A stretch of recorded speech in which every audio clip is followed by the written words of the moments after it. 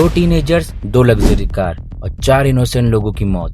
Same crime, लेकिन justice system बिल्कुल ही अलग। एक कंट्री ने किलर को सजा दी और दूसरी कंट्री ने किलर को प्रोटेक्ट किया। –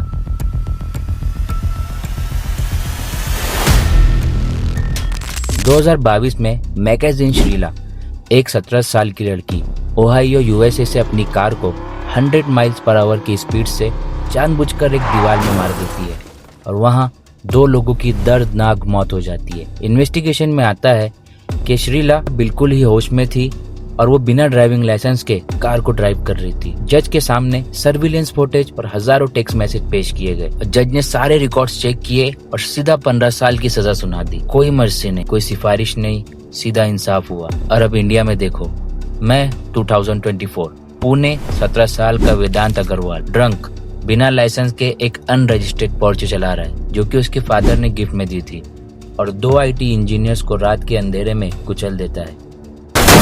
आशीष, अवध्या, अश्विनी कोस्टा, दोनों 24 साल के थे। दोनों के सपने थे, दोनों की फैमिलीज थी और 1 सेकंड में सब कुछ खत्म। सजा क्या मिली? 300 वर्ड का एसे लिखो, 15 दिन ट्रैफिक पुलिस के साथ काम करो, काउंसलिंग लो और बस घर जाओ। और करप्शन, वो तो अलग ही लेवल का है। फैमिली ने हॉस्पिटल के डॉक्टर को रिश्वत दी, ब्लड सैंपल्स को बदलवा दिए, बेटी की जगह माँ का सैंपल लगा दिया ताकि अल्कोहल पकड़ा ना जाए। दादा ने फैमिली ड्राइवर को किडनैप करके उसे ब्लेम लेने पर मजबूर किया। एविडेंस को छुपा दिया गया और जब कोर्ट ने लड़के को ऑब्जर्वेशन होम भेजा तो बॉम्बे हाई कोर्ट ने उसे खुद रिलीज करवा दिया। और फिर उसके कुछ दिनों बाद उसके फादर को अरेस्ट किया गया, लेकिन आज उसके फादर को भी बेल मिल चुकी है। अमेरिका में बिना किसी कनेक्शन के एक ऑर्डिनरी लड़की को 15 साल की सजा मिलती है और इंडिया में एक बिल्डर का बेटा पॉर्च्यू लेके घूमता है और लोगों को बेधड़क उड़ाता है और सजा होमवर्क करके आजाद हो जाता है।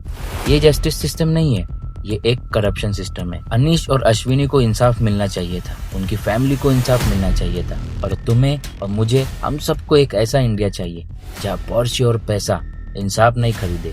इंसाफ का कोई प्राइस टैग नहीं होना चाहिए, लेकिन इंडिया में शायद ही ऐसा होगा।